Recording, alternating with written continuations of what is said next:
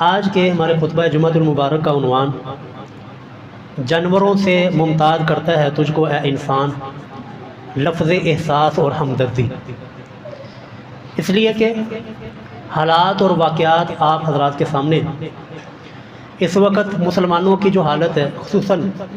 فلسطین و اہل غزہ، جن کے حالات ایک کمزور دل، نرم دل رکھنے والا میرے جیسا بندہ، اس کے لیے وہ حالات دیکھنے بھی مشکل اور ناممکن ہے۔ ان حالات میں ہمارے لیے ہم یہاں پر بیٹھ کر کیا کر سکتے ہیں، ہم پر کیا حقوق لازم ہوتے ہیں، کون کون سی چیزیں ہمیں کرنی چاہیے، انہی چیزوں کے اوپر چند ایک گزارشات آپ کے سامنے عرض کروں گا کہ اللہ رب العالمین نے اپنی 18-20 ہزار مخلوقات کو پیدا فرمایا۔ اس وقت اندازاً جو ہے نا 18-20 ہزار کے قریب مخلوقات اس روئے زمین کے اوپر موجود ہیں، اور یہ مخلوقات یہ نہیں کہ صرف انسان ہے، اور یہ انسان ایک الگ مخلوق ہے، چڑیا الگ مخلوق ہے، کوا الگ ہے، اور باقی جانور شیر چیتا وغیرہ یہ الگ الگ ہے۔ اس طرح اللہ مالک الملک کی اس کائنات میں اس پورے کے پورے روئے زمین میں 18,000 سے لے کر 20,000 مخلوقات یہاں پر زندگی گزار رہی ہیں، لیکن ان مخلوقات میں سے سب سے افضل اور سب سے اعلیٰ اور سب سے کرم اور سب سے فضیلت اللہ رب العالمین نے جس مخلوق کو دی ہے وہ میں اور آپ یعنی انسانیت کی ذات ہے۔ یہ بچے کو ذرا دیکھیے، لیکن ہم نے دیکھنا یہ ہے کہ آخر وہ کون سی وجہ ہے کہ جس وجہ کی بنیاد پر اللہ رب العالمین نے اس انسان کو اعلیٰ اور اشرف مخلوق قرار دے دیا کہ وَلَقَدْ كَرَّمْنَا بَنِي آدم، کہ ہم نے بنی آدم کو فضیلت دی ہے۔ وجہ، حالانکہ جب اللہ رب العالمین نے اس انسان کو اس دنیا میں بھیجنے کا ارادہ کیا، اس دنیا کے اندر بھیجنے کا خلیفہ بنانے کا اللہ رب العالمین نے یہ فیصلہ اپنے ملائکہ فرشتوں کے سامنے رکھا، تو فرشتوں نے اللہ رب العالمین کی بارگاہ میں عرض کی، یا ربی کہ اللہ آپ اس مخلوق کو اس دنیا کے اندر زمین کے اوپر آباد کرنے لگے ہیں جو کہ من یفسد فیہا ویسفک الدماء، جو کہ زمین کے اوپر جا کر فساد کرے گا اور ویسفک الدماء اور خون کی ندیوں کو بہائے گا، خون کو بہائے گا۔ یا ربی ان کو پیدا نہ فرما، نحن نسبح بحمدک ونقدس لک، یا اللہ اگر تسبیحات کی ضرورت ہے، عبادت کی ضرورت ہے، حمد و ثناء کی ضرورت ہے، نحن نسبح بحمدک ونقدس لک، ہم تسبیح بیان کرتے ہیں، یا ربی ہم تیری تعریف بیان کرتے ہیں، عبادت کے لیے ہم کافی ہیں۔ لیکن اللہ نے کیا جواب ارشاد فرمایا؟ اللہ نے فرمایا جی انی اعلم ما لا تعلم، اے ملائکہ، اے فرشتوں، اے انسان کی تخلیق کے اوپر انگلی اٹھانے والوں، اے انسان کی تخلیق کے اوپر اعتراض کرنے والوں، انی اعلم ما لا تعلم، کہ جو میں جانتا ہوں وہ تم نہیں جانتے۔ تو اللہ رب العالمین نے پھر اس انسان کے اندر دو ایسی کوالٹیاں، توجہ جی، دو ایسی کوالٹیاں اور دو ایسی خوبیاں اللہ نے اس انسان کے اندر رکھ دی جو کہ پوری کی پوری مخلوقات کے اندر موجود نہیں ہے۔ پہلی خوبی اللہ تعالیٰ نے وَعَلَّمَ آدَمَ الْأَسْمَاءَ كُلَّهَا، یعنی علم کی خوبی، علم اور تعلیم کی خوبی یہ اللہ نے انسانیت کے اندر رکھ دی۔ گائے پڑھی لکھی نہیں ہے جی، انسان کے اندر اللہ تعالیٰ نے علم سیکھنے کا، علم سکھانے کا مادہ اللہ نے رکھا ہے۔ اسی وجہ سے رسول اللہ کی حدیث ہے جی خیرکم من تعلم القرآن وعلمہ، کہ ان مخلوقات میں سب سے اعلیٰ اور سب سے افضل بندے وہ ہیں جو قرآن کی تعلیم سیکھتے ہیں اور سکھاتے ہیں۔ کیوں؟ کیونکہ اللہ رب العالمین نے مخلوقات کو تو بے شمار کو پیدا کیا، لیکن اعلیٰ مخلوق کے لیے اللہ نے جو کوالٹی انسان کے اندر رکھی، جو انسان کے اندر اللہ نے خوبی اپنی ساری مخلوقات سے علیحدہ کر کے ایک خوبی اللہ نے رکھی، وہ علم کی خوبی ہے۔ وَعَلَّمَ آدَمَ الْأَسْمَاءَ كُلَّهَا ثُمَّ عَرَضَهُمْ عَلَى الْمَلَائِكَةِ، کہ اللہ نے کچھ علم سکھا دیا آدم علیہ السلام کو، پھر فرشتوں کے سامنے پیش کیا، فرشتوں بتاؤ ان چیزوں کے نام کیا ہیں اگر تم اپنے دعوے کے اندر سچے ہو۔ تو جی سارے کے سارے فرشتوں نے اپنی عاجزی کا اظہار کر دیا، سبحانک لا علم لنا الا ما علمتنا انک انت العلیم الحکیم۔ تو وہاں پر آدم علیہ السلام نے اللہ رب العالمین کے حکم سے ان ساری چیزوں کے نام، وہ سارا کا سارا علم جو اللہ نے انسان کو سکھایا تھا، انسان کو بتایا تھا، وہ فرشتوں کے سامنے رکھ دیا۔ تو فرشتے بھی مان گئے جی یا ربی جو تو جانتا ہے وہ ہم نہیں جانتے. یہ پہلی خوبی ہے جی انسان کے اندر جو اللہ نے رکھی ہے اور ساری کی ساری مخلوقات کا سردار بنایا اس ایک خوبی کی وجہ سے. دوسری خوبی وہ صحیح بخاری کی حدیث نمبر 6000 اس کے اندر موجود ہے کہ رسول اللہ صلی اللہ علیہ وسلم نے فرمایا کہ اللہ رب العالمین نے انسانیت کو پیدا فرمایا. انسان کو پیدا فرمانے کے بعد اپنی مخلوقات کو پیدا فرمانے کے بعد اللہ رب العالمین نے رحمت کے 100 حصے بنائے. 100 حصے رحمت کے بنا کر اللہ نے ایک حصہ اس رحمت کا دنیا کے اندر بھیجا. اسی رحمت کی وجہ سے، اسی ہمدردی احساس کی وجہ سے، اسی انسانیت کی وجہ سے ہم ایک دوسرے کے ساتھ محبت کرتے ہیں، ایک دوسرے کے درد کو اپنا درد سمجھتے ہیں، ایک دوسرے کی تکلیف کو اپنی تکلیف سمجھتے ہیں.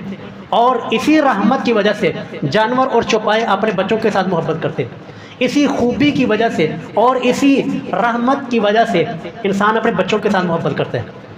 یہ ہے جی دو ایسی خوبیاں،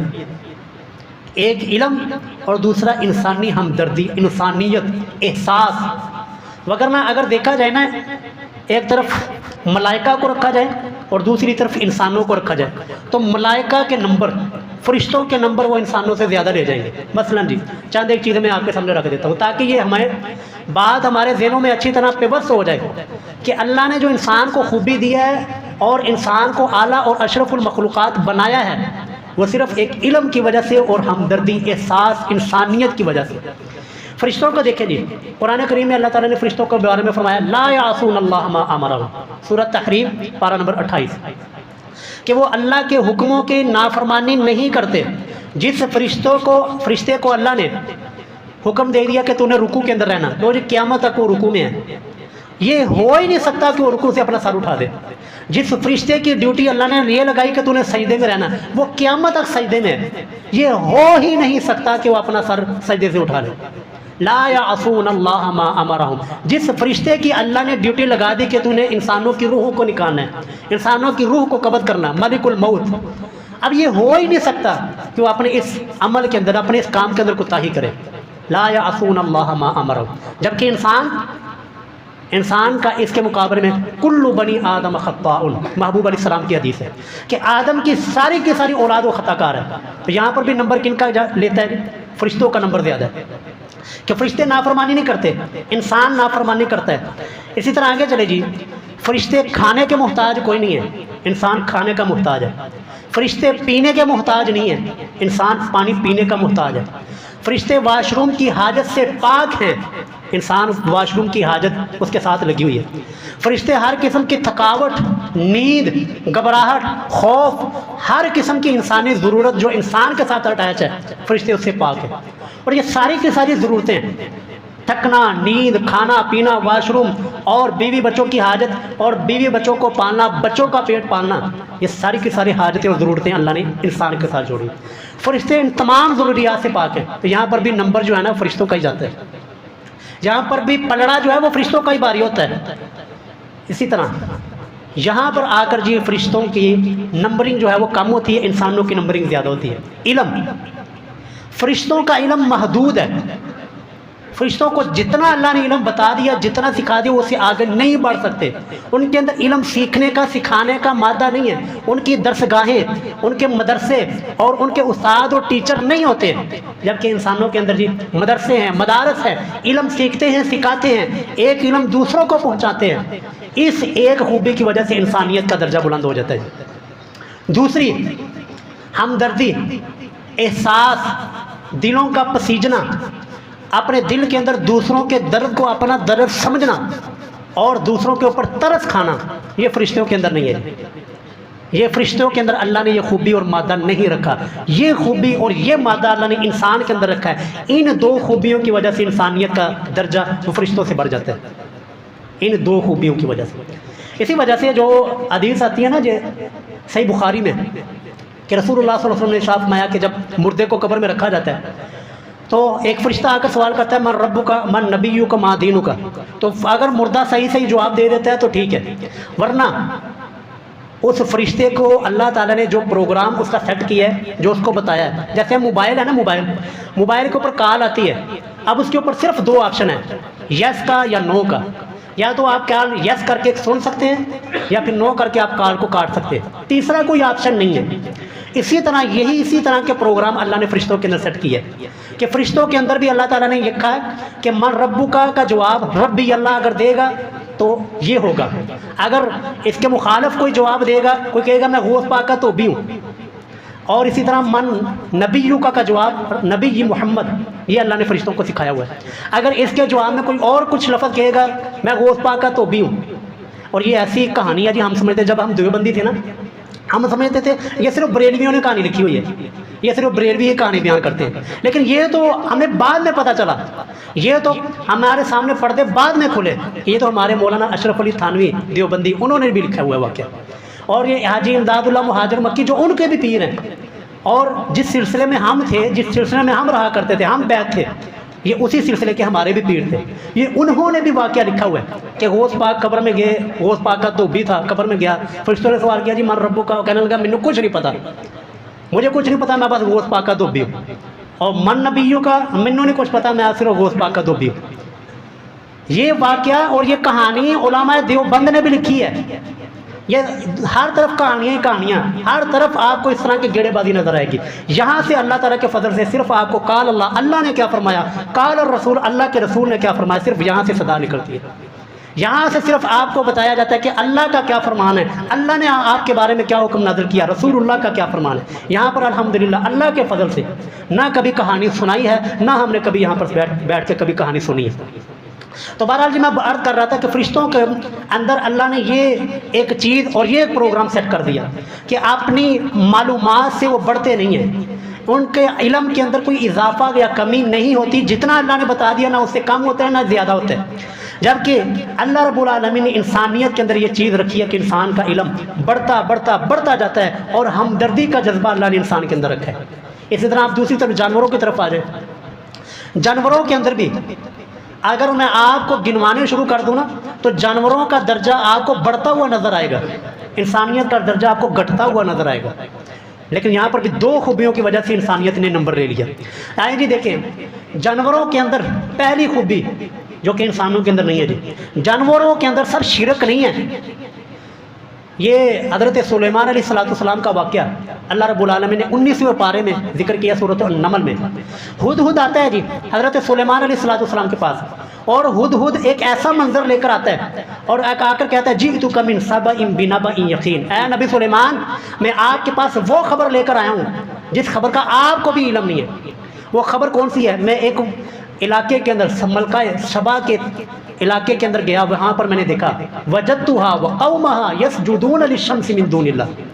کہ وہ قوم اللہ نے ان کو وعودیت من کل شیء، ہر چیز سے نوازا، ہر نعمت عطا کی، وَلَهَا عَرْشٌ عَظِيمٌ، اور اس قوم کے پاس بہت بڑا تخت بھی ہے جس کے اوپر ملکہ بیٹھتی ہے۔ اتنی نعمتیں ہونے کے باوجود، اتنے کرم ہونے کے باوجود بھی اے نبی سلیمان